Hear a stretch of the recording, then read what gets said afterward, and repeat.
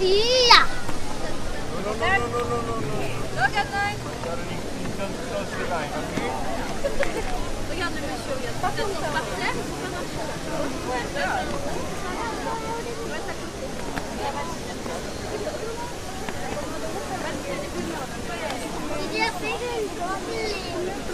Just a little bit more, just because we're quite a few people today.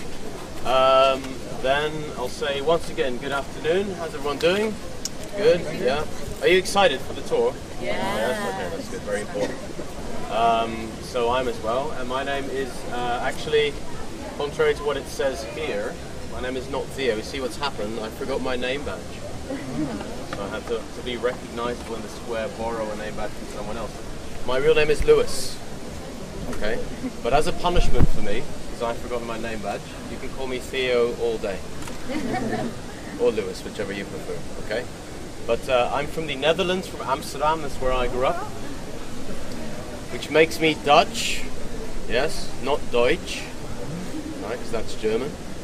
But I'm only half Dutch. My mother is from the United States of America.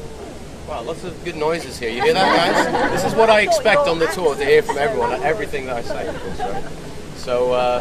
So I'm, yeah, partially, I'm half Dutch. But I grew up in the Netherlands, and I've been in Berlin for over 11 years. Okay, so I call this place my home more than anything else. And I've been giving the tours for about 10 years as well. Yeah, so I've been living here, working here. My background is in psychology and political science. Okay, so I studied psychology in the Netherlands, and I studied political science, history in Berlin. Brandenburg Gate. So allow me to stand here. If we can always kind of move in so that you can hear. By the way, if you cannot understand me, please let me know. I can try to speak louder as well. Okay. So the Brandenburg Gate. What's the big deal with the Brandenburg Gate? Does anybody know? What's the big deal? It was just an entrance gate into the old city of Berlin originally in 1791. An entrance gate into the old city. The old city is down this way, by the way. The old Royal Boulevard. Unter den Linden. Yeah, the oldest part of Berlin is what is today called Museums Island. Yeah, that's where the palace was ultimately built, and Berlin expanded from there. Yeah. So the Brandenburg Gate was one of 14 entrances at the time. It's the only one that survives. Yeah. But what else happened to the Brandenburg Gate or around the Brandenburg Gate? Yeah, let me just give you a little kind of history overview introduction, and I think you'll begin to see why the Brandenburg Gate is so significant, and why people find it so symbolic. 1791, when the Brandenburg Gate is built, does Germany exist? That's right, I hear some great answers here. Prussia exists. Prussia. Has anyone, put up your hand if you've heard of Prussia before. Some, okay. If not, don't worry. It is spelled Russia, but then with a P in front of it, okay? But it has nothing to do with it. It was one of the German states at the time. In fact, it was a kingdom, the Kingdom of Prussia. Berlin was the capital of Prussia for a while. But there were many other German states like Bavaria, Saxony, Baden-Württemberg, Pomerania, Schleswig-Holstein, dozens of German states, right? And they are not unified until 1871. That's the birth year of Germany. Did you know that? Germany's quite new. 1871 is the birth year of Germany. Before that, you would not find it on any map. Anything that says Germany doesn't exist. All right. Now, in 1806, Berlin is occupied by the French. Oh la la! Anybody from France here today on the tour? Are you sure? Can we make fun of them? Is that okay? Yeah. We need someone to make fun of them. Although they did win yesterday. Unfortunately. French Canadian. So would you feel offended? Yes, of you, particularly. No, I don't want to make fun of your person, just of the French nation as a whole, in a very anonymous way. But okay. So Berlin was occupied by the French. You've probably heard of Napoleon. Yes, Napoleon Bonaparte was in Berlin. When he came to Berlin, he was like, "Gee, yeah, it's kind of an okay city, but what can I take as a reminder that I was here? Souvenir, right? Kind of a trophy for occupying the city." He thought the sculpture on top of the Brandenburg Gate was quite beautiful. So he snapped his fingers, and his men and horses proceeded to take the sculpture down. And it was shipped off to Paris, humiliating the Berliners, of course. And it was stored in a place that you might have been to or heard of, the Louvre Museum. So it was in the basement of the Louvre Museum for a few years, until the Prussians came back. Napoleon was defeated. Yeah, the Battle of Waterloo. Familiar? Right, the English were there, yeah, remember that? Defeating the French, yeah. The Prussians were there, the Russians were there as well. Napoleon defeated. And of course the Prussians in particular were looking for their sculpture when they were standing in Paris. They found it in the basement of the Louvre Museum, brought it back to Berlin, put it back on top of the Brandenburg Gate.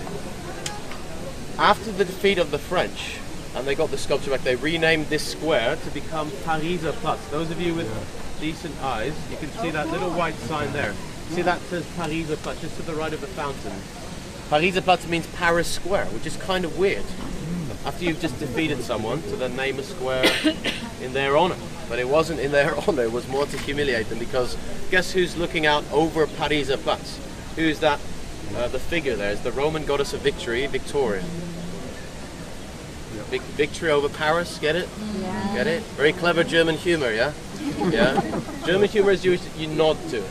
Yeah? Not necessarily laughing, you're just kind of like, I get it. Okay, very well worked, well prepared joke. Okay, so that's then. Let's speed this up a little bit. Okay, 1933. Do you associate that year with anything? 1933, when it comes to Germany? Hitler, indeed. Adolf Hitler and the Nazis. This is the year they come to power in Berlin. In fact, on the 30th of January 1933, Adolf Hitler becomes the Chancellor of Germany, kind of like the Prime Minister, yeah? Head of the government. And to celebrate this, the Nazis, the Sturmabteilung, the paramilitary police, the brown shirts, they march by the thousands through the Brandenburg Gate. So the Brandenburg Gate became a place to be seen, to display power, or might, or volume of people. And they saluted Adolf Hitler as they went by. 1945 though, not too long after the Nazis came into power, they were already out of power. They were defeated in Berlin by who? It was the army that took Berlin first. It was the Russians, yeah, the Red Army. And they kind of ended up here in this area as well, because this was also the government area. The government street was down there, the Reichstag, the House of Parliament, which they took on the 1st of May 1945. If you look very closely just above the green building, you see that little halo kind of sticking up above that's the top of the Reichstag, the House of Parliament.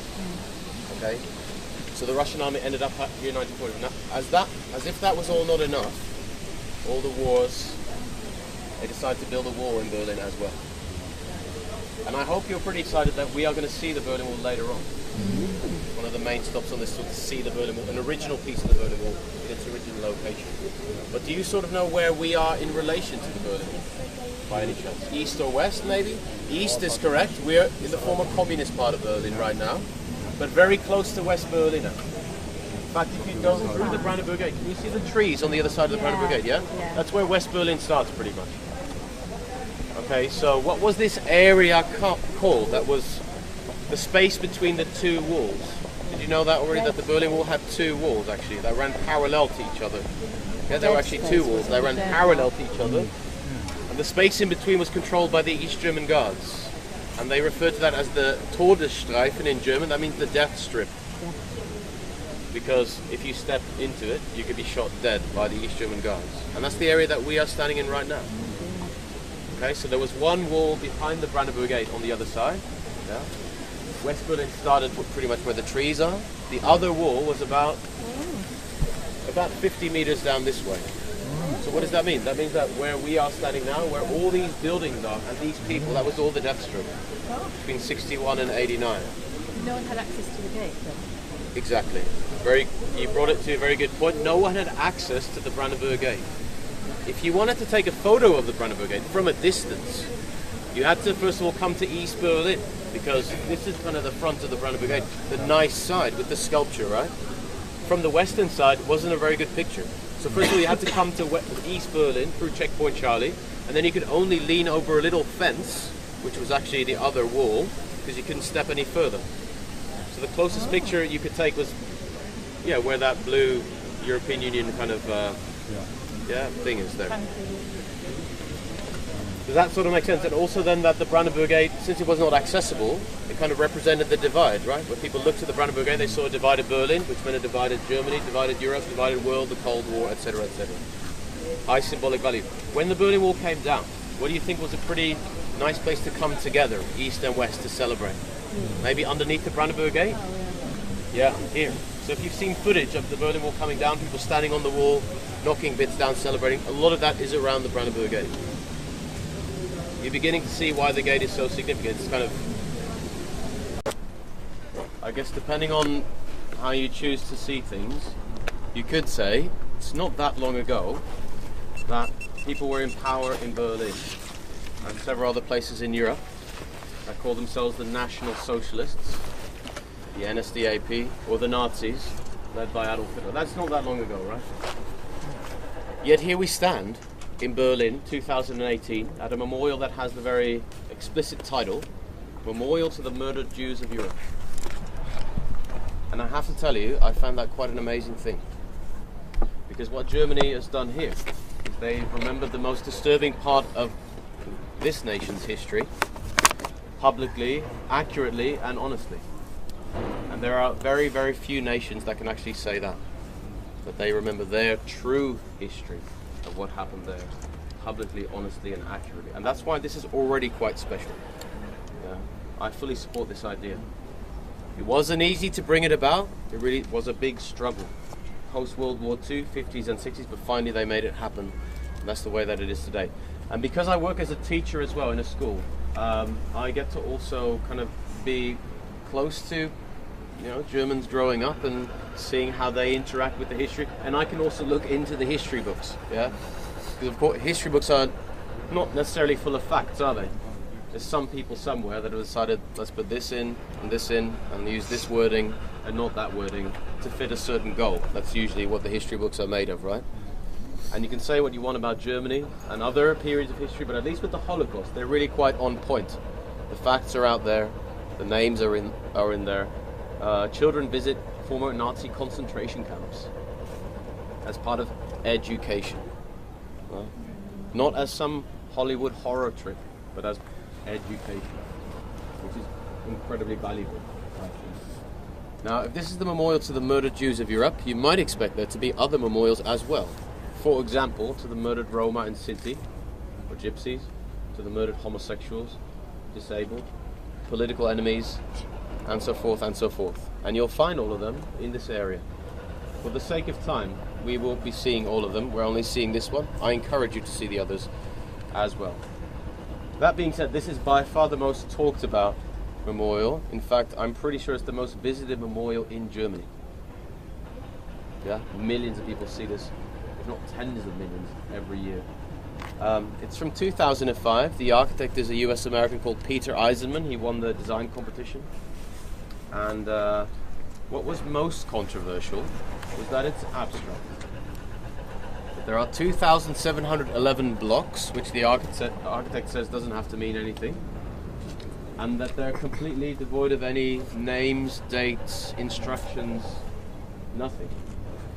Just blank stones, 2,700. So you probably get the idea that we're supposed to make of this what we make of it. We are encouraged here to think about this historical event, this genocide, from our own perspective, using the blocks. And of course, I think that's kind of interesting, no? Because of course, they could have had just a big sign, and this happens quite often. No? Let's explain everything, let's put all the names. There are several ways to kind of make people aware, no? Or kind of get their attention. This is one way. Not the only way. But maybe now you are interested to have a little walk around the blocks, just to see what you think about it. Make up your own mind about it. There are many different interpretations possible. So let's say 2 to 3 minutes you can take to just walk around the blocks. You are allowed to take photographs.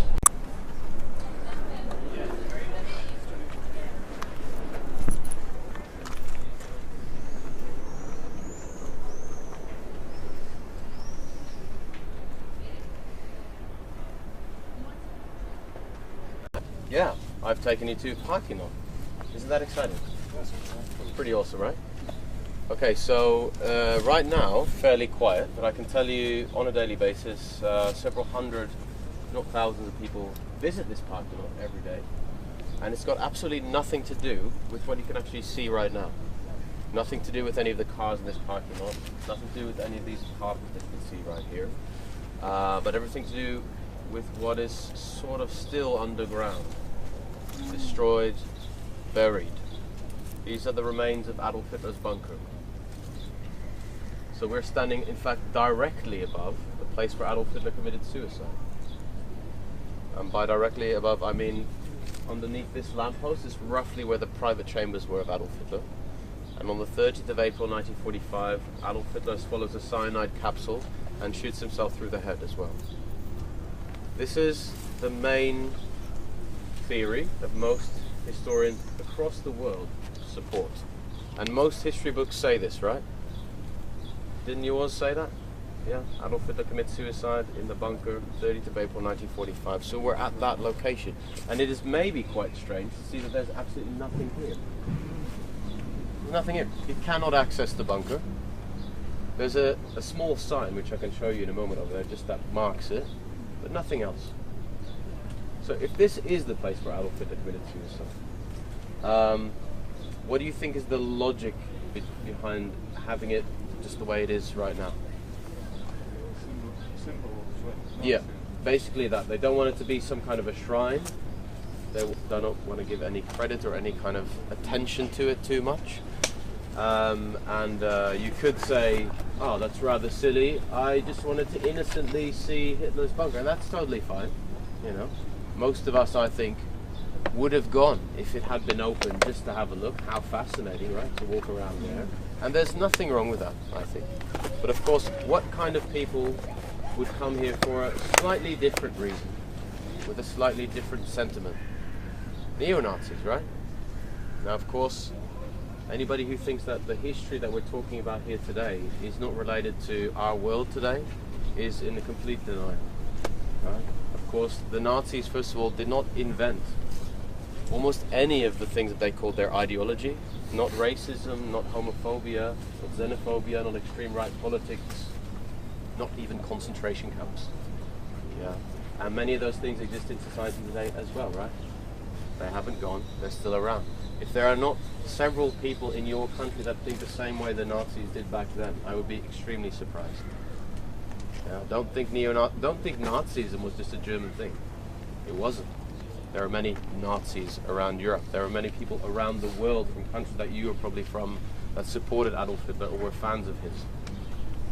Yeah, whether it was Henry Ford or the founder of the BBC, they were fans of Adolf Hitler.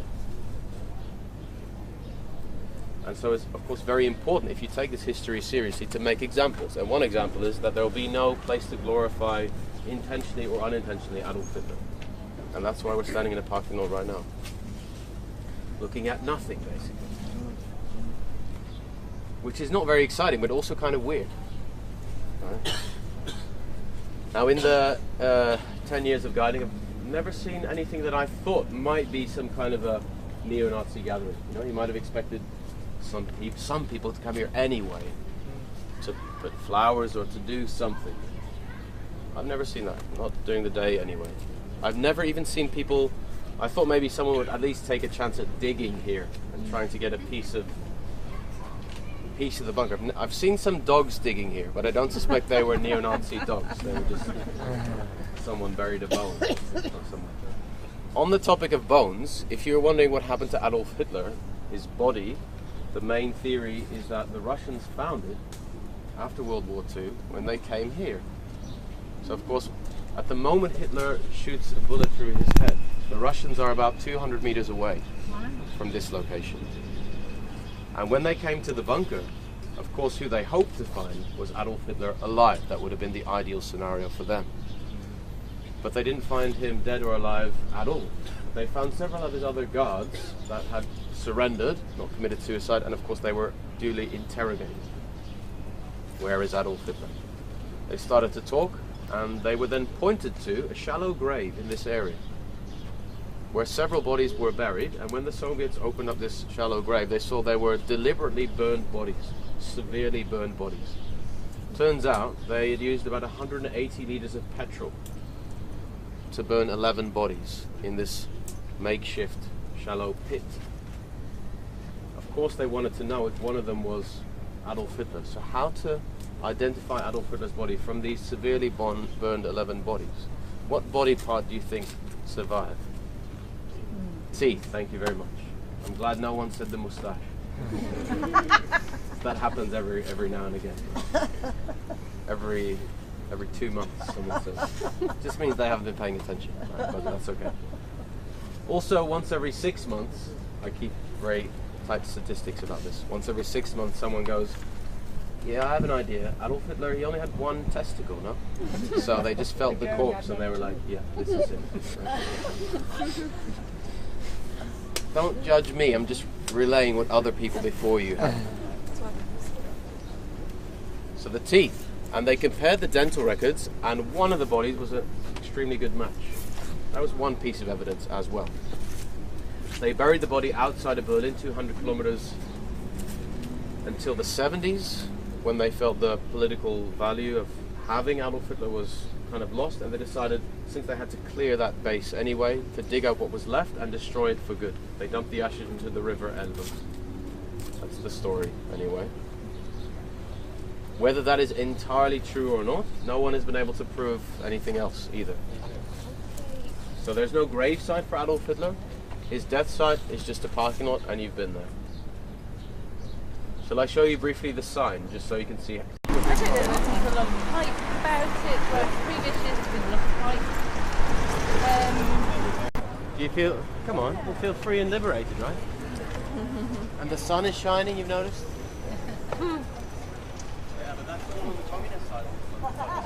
When we, after the break, go to Checkpoint Charlie, can fully appreciate what kind of place that was. Okay? Now there are a few confusing things about the Berlin Wall. That's why I want to go through this. So this requires your full concentration. Are you with me? Yes. Are you there mentally? Okay. So Concentrate. let's imagine together a map, and the map is roughly here. And for you guys, this will be west, east, north, south. Yeah, make it easy. My hands represent Germany in 1945. Germany is occupied and divided into 4 zones. Yes, 1945, Germany divided into 4 zones. French, British, US, American, and Soviet Russian. 1949, 4 years later, a Cold War is developing. The Berlin blockade, the Berlin airlift. That causes these 4 zones to materialize into 2 new countries. First, the French, British, and US Americans join their parts, and they form Bundesrepublik Deutschland, the Federal Republic of Germany, or West Germany, that's my right hand. The Russians then create, from the Soviet zone, East Germany, or the DDR, yeah? Deutsche Demokratische Republik. That's easy, no? West Germany, East Germany. 1949, there are 2 Germanys. Berlin is here on our map, all the way in East Germany. Yes, Berlin is here, but Berlin was also divided at the end of World War II. So how does that work then, Lewis? Inside East Germany was a city called Berlin, and that Berlin was divided into 4 initially as well, later into 2, East and West Berlin. So the only strange thing about that is that West Berlin is in East Germany. You see that? Yeah. It's strange, huh?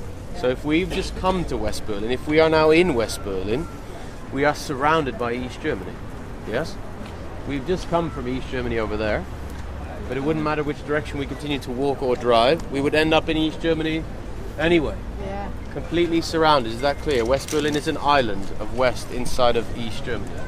Okay, that meant for Germany there were 2 borders during the Cold War, 2 separate borders that were not connected to one another. First, the border was between the 2 countries here, 700 kilometers through the German countryside. And that border, by the way, went all the way down to the Mediterranean Sea and was known in English as the Iron Curtain. Okay, nothing other than the communist states to the east of it and the other states to the west of it. Okay, 1952 that is. The other border then is the Berlin Wall. The other border is the Berlin Wall, built in 1961. Now I'll tell you where the Berlin Wall was. It was around West Berlin. See, this is where it gets confusing. Yeah. But if you just go back briefly 2 steps to the fact that West Berlin is an island of West inside of East, if they're going to build a border between East and West, it has to go all the way around West Berlin, right? Are you with me on this? Yeah? Yeah. So the border went all the way around West Berlin. That is quite strange, because you didn't think that West Berliners would be surrounded or imprisoned by a wall. You might have imagined the East Germans were imprisoned by the Berlin Wall. They kind of were, but in a different way. They could not go west anyway, because remember, the Iron Curtain border was there. And they then also could not go to the island West Berlin because there was a wall around it. Does that make sense now? Yeah. The wall was built by the East German government in 1961. No one was warned, and they did it almost overnight. Yeah? So what you see here, this part of the Berlin Wall, that came a lot later, 1970s. Because of course, you cannot build this overnight, right? The Germans are efficient, but not that efficient. Right? They could build a barbed wire fence pretty much overnight. That was the beginning of the Berlin Wall, a barbed wire fence. What was the consequence of the Berlin Wall? Yeah? Yeah, people are separated. I think this is the main thing, no? That people were separated overnight from their loved ones without any warning. Yeah, so somebody who's working in the east couldn't get back to their house in the west. For example, I think the examples were quite a lot like your grandkids were living in West Berlin, you were living in East Berlin. Or your sister was living in East Berlin, you were living in West Berlin. Or your friends, a lot of them were living on the other side. Yeah? Or your football club or whatever was on the other side. And overnight you could not get to them anymore. So do you think it was a bit of a shock for the people and a trauma in their hearts when they woke up and all of a sudden there was this barrier that they could not go across anymore? East German guards were then standing there with automatic rifles, threatening to arrest anyone that would go across. Arresting was the beginning, shooting was later. People that tried to cross it would then be shot. So they then kept upgrading the wall from a barbed wire fence to a concrete wall, and then the second wall, guard towers, etc., etc. So what we just did, when we crossed from the other side onto our side, we crossed the death strip again. Remember we talked about it at the beginning? Space of the two walls. The other wall was directly on the other side of this. Okay, so if you have a question, which a lot of people do, how wide was the death strip? It varied. It depended. Here in this spot, it was just the width of this street. If you look at those tall buildings there, modern tall buildings there, that's Potsdamer Platz. That was the widest area of the death strip, about 150 meters across. Now, of course, some people were not discouraged by the Berlin Wall in terms of they wanted to get to the west anyway. But of course, then you had to risk your lives. Right? People had to risk their lives because you had to dig a tunnel underneath the Berlin Wall, be smuggled in a truck across the checkpoint, or do whatever was necessary to get to the other side. Let's take this, have a little break. When we get to checkpoint Charlie, we can kind of continue this. Before I start talking about what you see there in the middle of the road, that little hut that says US Army checkpoint, and all the stuff that's going on around there, before we start talking about it, just so we're on the same page, just so you're aware of what you did just now crossing this road and standing here, why this is so historic. Okay. During the years of the Berlin Wall, many people referred to Berlin as the front line of the Cold War. Why would they do that? What was the Cold War? It was mainly the United States and the Soviet Union, Moscow and Washington, and whatever you might think of those countries, we will not debate here right now, but of course they were pursuing their own economic, ideological interests around the world, subjugating many people to their rule, and fighting many proxy wars against each other on all the different continents.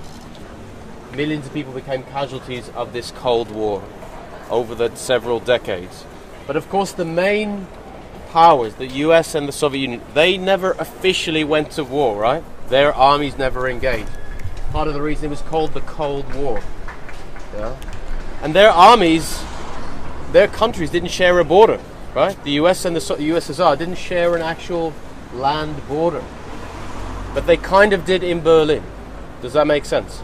Because the Soviet zone was here, and they had military bases, including tanks and planes and artillery and soldiers with automatic rifles.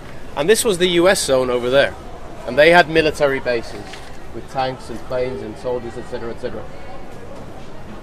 So the potential for a real conflict, I guess, was kind of focused around here, no? Since the tanks were always just a few hundred meters apart. And it always felt during the Cold War, speaking from the people that I've met and the books that I've read, what the Cold War was like to experience, that a wrong move by one of the two sides could really easily escalate to the point where the highest person in that nation had the power, the nuclear codes, to actually launch a nuclear strike. Now, if it would come to that, we all, I hope, know what the result would have been, right? There was this concept called MAD, mutually assured destruction. If there would be one nuclear missile launched, wherever it was going, onto one of the two sides, there would be a full-scale retaliation. Nuclear warheads flying through the air, and most likely destruction of civilization altogether. A pretty scary, nightmarish thought. So Berlin was a tense place, I think, don't you think? It nearly came to that in 1961, where we are standing right now. A small disagreement between the two sides at the checkpoint here. It was about something fairly insignificant as compared to a nuclear war. It was basically whether diplomats were allowed to go across with immunity or whether they could be searched. Diplomats actually enjoyed immunity. They could not be searched when they went across, but there was an argument between the two sides that escalated to the point where tanks were involved here on this street. So on the 30th of October 1961, there were 20 tanks in the street that you just crossed. 10 Soviet tanks over here, 10 US tanks over there, and they were literally facing off with their cannons provocatively aimed at each other. Any wrong move again could have led to many worse things. This was just a year before the Cuban Missile Crisis, which I'm sure most of you have heard about. Right? So I think Berlin was a pretty tense place. And this was where the tension was focused here, at Checkpoint Charlie, so central. So not just a checkpoint, right, where people went across, but military tension, and it mattered to the world. Now the other reason Checkpoint Charlie is so famous is because for those of you here on the tour now who are from non-communist countries or former non-communist countries, from the West basically, right? Let's say it was the 80s, yeah? And we were all in West Berlin. We had somehow gotten to West Berlin on a flight from West Germany. We would be crazy, in my opinion, to not go and see the Berlin Wall. Just out of sheer fascination of what humans are capable of doing, right? Building walls, shooting people trying to cross them. We'd be crazy not to go and see that. What was the most popular tourist attraction in Berlin at the time? These little wooden platforms they'd put next to the Berlin Wall for tourists to go on, so they could climb up a few steps onto a platform. They could then look over the Berlin Wall, and they could see the actual death strip. They could see the guards patrolling with the AK-47 rifles. A pretty chilling sight. I think also we would have been crazy not to use our passports and go across Checkpoint Charlie to go and have a look on the other side. To go to the place that our government tells us is the enemy. And to actually find that there's just humans like you and me living on the other side. Like Sting once said, the Russians love their children too. Yeah? Anybody remember that song? Probably not. But it was based on the Cold War. There's many pop culture references to the Cold War to Berlin. David Bowie, Heroes. Yeah. David Bowie worked near here when he was in Berlin, the Hansa Studios, and he was inspired by seeing a young woman stand next to the Berlin Wall, smoking a cigarette. And he imagined that maybe she was thinking of her partner on the other side of the Berlin Wall. Yeah, that's what that song is inspired by. We could take our passports and go across Checkpoint Charlie to have a look, but it was only for a very short amount of time, till midnight, then we had to be back to the other side. Yeah? And millions of people from around the world had that experience, and that was, for some, the only experience they ever had walking around a communist country. And I've spoken to many people who came on this tour in the last 10 years who did that back then. And when they came here then, they were like, oh, things have changed quite significantly. Right? But they remember very clearly going across. Anyway, I hope it's sort of clear the significance of Checkpoint Charlie and that many people experienced it up close. Now just try to imagine for a second, the night the Berlin Wall comes down, of course is significant not just for Berliners, but also for Germans, for Europeans, because this also marks, in a very symbolic way, the collapse of communism generally. across the world. You know? And just imagine for a second how much infrastructure alone in Berlin became obsolete or useless overnight because they reunified Germany and the two cities. How much infrastructure became obsolete overnight? For starters, the 155 kilometers of double Berlin Wall around West Berlin, remember? Yeah. And the space in between. That was all obsolete overnight. Had to be removed, and they had to reconfigure the city. What goes where? You'll notice that if this was the death strip here, and we consider this sort of central in Berlin now, you can see what must have changed from being the death strip to central and lively and stuff like that. So Berlin changed massively in the last 30 years. Now when the wall fell, of course, they could not keep the original checkpoint Charlie there because it was too large, you know, and it blocked the road in a massive way. So they lifted it off the ground and sent it to a museum. The original checkpoint Charlie is in a museum. So what do we see there now? We see a little pretty small hut. It says US Army checkpoint. That is not the original. Yeah, it's a replica. Did you see two guys standing there as well in uniforms with the US American flag? I have to disappoint you. They're not Americans. They're also not part of the military. They could be from anywhere. They're just actors. They're just there for photos. Okay, so there's nothing real about Checkpoint Charlie today in that sense. In fact, if you give them enough money, any photo of them also, they charge you money. If you give them enough money, they will even stamp your passport with a kind of the diplomatic stamp that you might have gotten in the 1980s. Which I would say in 2018 is a pretty weird thing to get, no? And maybe tricky as well if you put it in your real passport. Is that a good idea? I think it's called defacement of official documents, but they don't mind as long as you give them enough money, right? And I always used to joke around about it. I used to say, you know, don't get it in your real passport because you might run into trouble at some airport around the world. People might be suspicious if they see something that's not real and blah, blah, blah. And then 2 years ago, someone came on this tour that had been on the tour years ago. And when we got to this stop, they were like, Lewis, you were right. And they actually got in trouble at an airport around the world because the guards there were like, they've been to the DDR in 2012. But the DDR doesn't exist anymore. So they must be time-traveling terrorists. Please step this way. And apparently they were detained for half an hour until they figured out they were not evil terrorists, but they had just gotten a little stamp at Checkpoint Charlie. So if you want to do that, I won't be the one to judge you, but I'm the one to inform you that it's maybe more logical to get it on a separate piece of paper. Okay? Now last but not least, what is Charlie, or who is Charlie? In this case, it's not a person. It's the letter C in the NATO phonetic alphabet. So that NATO uses Alpha, Bravo, Charlie, Delta, Echo, Foxtrot, A, B, C, D, E, F, G. The letter C corresponds with Charlie. Okay, this was checkpoint C. There were also Bravo and Alpha, but they were somewhere else. Alpha and Bravo. That immediately means the mystery is revealed. That guy is not Charlie up there. He's the employee of the month of KFC.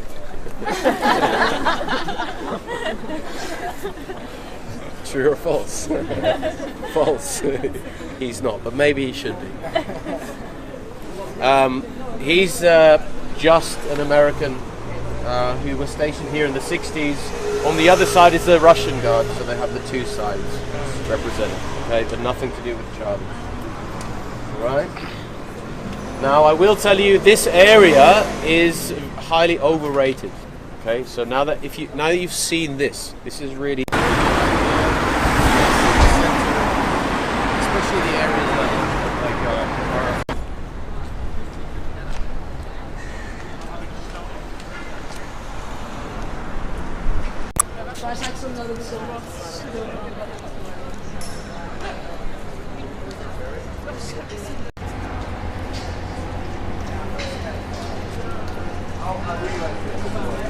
But maybe Okay, let's go. But it's all pretty closed off. I think there's a free concert. They do like a open air classical concert and opera and stuff like that. So if you're wondering what these buildings are, two of them are churches. So you probably noticed there are two buildings that are quite similar. One on this side and one on the other side. Did you see that? Does he have to get out? Do you know sort of the story in Germany with religion? I mean, it's quite long. I don't want to go through the whole thing, but of course there's Protestants and Catholics in Germany, mainly, historically speaking. They're the two biggest groups, and that was also the biggest divide in Germany for a long time. Here we briefly mentioned Germany only being born 1871. Main reasons that there were the Catholic states, for example Bavaria, Baden-Württemberg, Saxony. They had their alliances in Europe, and then there were the Protestant states like Prussia and the ones in the north, Schleswig-Holstein, Mecklenburg-Vorpommern, stuff like that. Yeah, so that was the main divide, and that's why you see many Protestant churches in Berlin. But I don't want to really spend too much time talking about that. I want to briefly talk about why this church is here. It was built initially by refugees. Yeah, not refugees in the last few years, but refugees in the year 1701. Because believe it or not, the further you go back in Berlin's history, the less intolerance you find, and the more tolerance you find. So of course, we could ask ourselves what generally shapes our image of a certain country anyway. All right. And let's just say that Germany's image today is heavily, heavily influenced by World War II and the Nazis, yeah? But that's just because we've been taught that, right? It doesn't make any sense in terms of time, because it was only 12 years. There's so much else that we could decide to focus on, but we just associated with the Nazis and the war, right? If you go back, way back, Berlin was known for its tolerance because it took in loads of refugees. Now that was not because they were somehow better than other people or nicer than the other states, but they simply needed people. And this is usually what allows migration to happen, right? So why did these French refugees who built this church, why did they come to Berlin? Did someone say Huguenots? Yeah? It was the Huguenots, die Hugenotten, les Huguenots. French Protestants, persecuted by the French Catholics in the 17th century. And lots of them came to Berlin. Lots of them went other places as well. But 6,000 came to Berlin because Berlin needed people. That's why this church is here. So Berlin has a history also of taking in refugees and people that are persecuted in other places, which is also interesting, contrasting it with the other things we know about Germany. Anyway, that's the main thing I wanted to do here. I wanted to actually...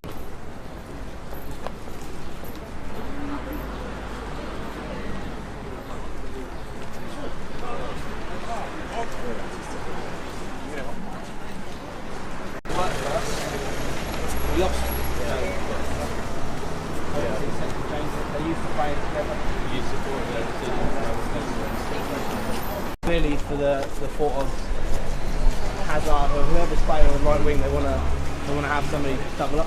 Yeah. 9 games all the time. Yeah. And obviously the France one worked because they went through. Yeah. And Martin is going to have to reflect on playing for that left wing back. The Berghain, which is Berlin's most famous techno club, you're wondering how to dress. About like the guys sitting there in black. Yeah, this would be like a sort of not too dressed up, a lot of black, and just kind of like a bit. You're going later, are you? Oh yeah, I'm totally going. Of course. Yeah. I'm with these. They're just waiting for me. It's like this Lewis guy takes ages on the tour. Why is he still not finished? We need to get some beers in. Anyway, so we're nearly done. Last stop on the tour. Worth seeing, Bebelplatz. I think a pretty fascinating place. There are so many things that could be said here. Again, you've seen many churches in your lives before. You've seen Catholic churches in your lives before. You've seen more impressive churches than that before, for sure. But you probably have not seen that many places where a Catholic church was built by a Protestant king, where there was actually just a minority of Catholics as a sign of tolerance. Well, that is Berlin. during the 18th century. Frederick the Great appreciated religious pluralism. Yeah? And tolerance was a big thing during that time, mid-18th century. So that 1753 was built for the minority of Catholics in Prussia, in a predominantly Protestant state. Also, he supported the idea that the arts, whether it's opera or classical music or theatre, is very important in society. Okay? Because it usually fulfills some form of different opinions. Arts, yeah, can be very avant-garde, very testing and radical sometimes. The education system here in Germany today, of course, is largely a result, of course, of Enlightenment ideas of education. And the Prussian education system at some point was copied by many. Who's heard of Humboldt University before? Yeah, Humboldt University. Humboldt Penguins. Yeah, you've heard of Humboldt Penguins. That's a great point, actually. Is this a university for penguins? Yes. Didn't you notice me walking a bit funny during the tour? Yeah, this is how I learned to walk like a penguin in Berlin. So many things are named after Alexander von Humboldt, who's the gentleman that you see on the right, the white sculpture on the other side of the street. Yeah. His brother is Wilhelm von Humboldt over there. So Wilhelm was a linguist and Alexander was like an explorer type person. Just a few names that have studied or taught at Humboldt, just to give you, I mean, okay, the glory days of Humboldt are 100 years ago, not today necessarily. Yeah, I don't want to bang on about Humboldt is the greatest university, it's not. Yeah, it's good in many fields. Today there are better universities in many fields as well, but the glory days of Humboldt were 100 years ago, around the turn of the century, until about when the Nazis took power and ruined everything. For example, Albert Einstein was here for 18 years. Albert Einstein was an integral part of the university. He was a professor here, had his own department. This is when Einstein became a Nobel Prize winner, superstar scientist, 1921. He was here in 1914 to 1932, which would be a pretty interesting time to be alive anyway, as a Jewish pacifist in Berlin, yes? Yeah, gosh. No wonder Albert Einstein left Germany in 1932, seeing what is going on around him, the way the people are speaking, the way the media is behaving, the way the politicians are talking about others in society, minorities, people that look different, that act different, the Nazis. Einstein leaves Germany in 1932 and ends up in the United States. But of course, Albert Einstein was Albert Einstein. Most Jewish people clearly did not have invitations from around the world to come and settle there when they were being persecuted by the Nazis in the 30s or 40s. Anyway, long story short, on the 30th of January 1933, as we talked about before, Hitler becomes the Chancellor and there's a torchlit parade through the Brandenburg Gate. On the 1st of April 1933, there is a nationwide boycott of Jewish stores, and on the 10th of May 1933, the Nazis decide to publicly burn the books of the people and the ideas that they want to get rid of in the infamous Nazi book burnings. Now guess which square they chose in Berlin to do that? This right here. And of course, the tragedy is that historically the square had been associated with religious pluralism, liberal arts and education, the scientific method and progress. Yeah? But I don't think it was a coincidence, because these are exactly the things the Nazis opposed. So to choose this square was deliberate, for sure. Now, of course, they have a memorial. Let's have a look over here.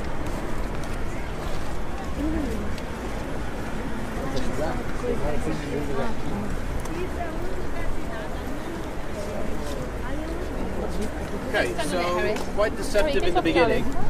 But if we all work together, if you get close, and if you're at the front, if you're able to get down so the people behind you can see as well, don't look straight at it. Look at an angle.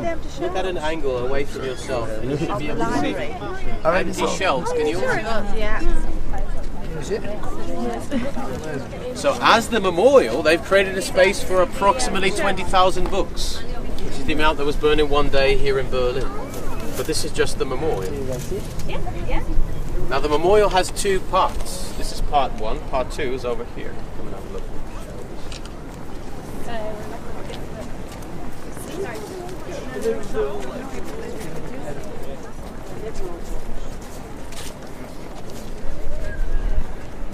Yeah, let's make a big enough circle so everyone can kind of get a good angle at that. So indeed, they were not just books by Jewish authors or books in Hebrew. They were books also by known gay authors or anybody that wrote a novel with a gay character in it that was portrayed in any positive way. Anybody kind of left on the political spectrum. Yeah. I mean, most people were to the left of the Nazis anyway. Anybody that expressed a pacifist sentiment who is opposed to war and violence and masculinity. And so the list goes on. But as Heinrich Heine already said in the year 1820, that is only the beginning. Where one starts by burning books, one will eventually burn people as well. So this guy said that in 1820. What was he saying it in reference to then? He was saying it in reference to the Catholic Church of Spain and the Inquisition, when the Catholic Church of Spain forced Muslims and Jews to convert to Christianity, and they burned their religious works and scriptures, and then people were burned in the middle of squares. So Heinrich Heine was Jewish, and he was referring to the Catholic Church of Spain. But of course, you could take this quote and you could write 1945 under it, and it would be the same, right? And I think that's the whole point, don't you think? Yeah. By putting this quote here, all they're doing is giving us something to think about, and that is, history does repeat itself quite often, or humans repeat themselves all the time. And of course, history is not full of facts, but full of accounts of experience and perspectives. And of course, soon all the people that were alive during the Nazi times, the Holocaust, they're going to be dead. In fact, there are not that many people left that consciously experienced the Nazis. What happens then? What does happen then? Forgetting starts, and then it's kind of like who controls the information has something to say. Right? We talked about history books before. Is that important? Who decides what's in the history books? Is that actually democratically decided? Not really, no. Victors usually write the history to fit some national narrative or goal. And all I'm saying is, I think Germany could serve as an inspiration for people that are interested in recognizing history in an honest way. Right? And I think that's what Berlin is for me. It seems very real somehow. Very raw and real. And I kind of like that we don't have to lie to ourselves and say, yeah, we're humans, we're not perfect. There are many dark tendencies in a lot of us. And I guess we're not very different from the people that were alive in the 30s. Genetically speaking, not much evolution has taken place, right? We're all humans. There are no different races. That's a completely obsolete notion. So if that is true, we kind of need to watch ourselves, right? Make sure that the historical momentum doesn't come up to a point where something like this can happen. Because of course it can happen again. In fact, history has shown that things happen again, and usually worse, due to increase of population and technology. So I think Germany's done a great job of displaying the history. Notice also how we didn't have to go into like a park and like lift up a bush and go, look, they've remembered the history here somewhere behind a tree. It's all out in the open, the truth about a pretty disturbing past, and I think that's really amazing. And I think it's amazing that you guys took the time to see Berlin for real. Not just take what was in the history books and then decide for yourself. So thank you very much for coming. It's nice to take you guys around. Thank you.